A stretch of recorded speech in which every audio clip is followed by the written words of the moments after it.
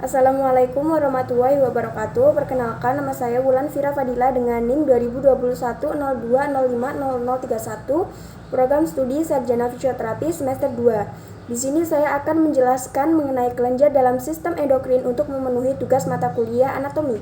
Kelenjar dalam sistem endokrin terdapat 8. Yang pertama ada kelenjar hipofisis atau pituitari, disebut master of gland. Berbentuk kelenjar bulat kecil diameter 1,3 cm. Hipofisis dibagi menjadi 3 bagian. Yang pertama ada pituitari anterior atau adenohipofisis. Yang kedua ada pituitari posterior atau neurohipofisis. Serta yang ketiga ada lobus intermediate atau bagian tengah antara pituitari anterior dan pituitari posterior. Yang kedua ada kelenjar pineal. Berbentuk kerucut, sangat kecil di otak, dengan panjang 5-8 mm serta berat 150 mg. Hormon yang disekresi yaitu melatonin, dipengaruhi periode terang sampai gelap atau diurnal, mempengaruhi tingkat metabolisme, aktivitas digestif, siklus bangun sampai tidur, dan lain-lain. Yang ketiga ada kelenjar tiroid. Sel-sel tiroid tersusun menjadi gelembung berongga yang membentuk unit fungsional yang disebut folikel.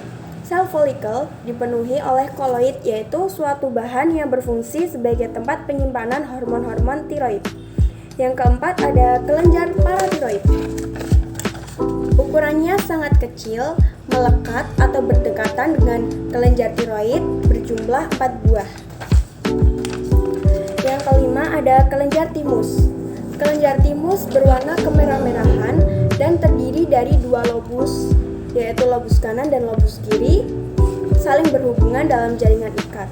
Medula dan korteks menghasilkan sel limfosit. Pada bayi baru lahir bentuknya sangat kecil dan beratnya kira-kira 10 gram. Ukurannya bertambah setelah masa remaja antara 30-40 gram dan setelah dewasa akan mengerut. Kelenjar timus hanya dijumpai pada anak di bawah 18 tahun. Yang keenam ada kelenjar adrenal. Letaknya pada kedua sisi ginjal.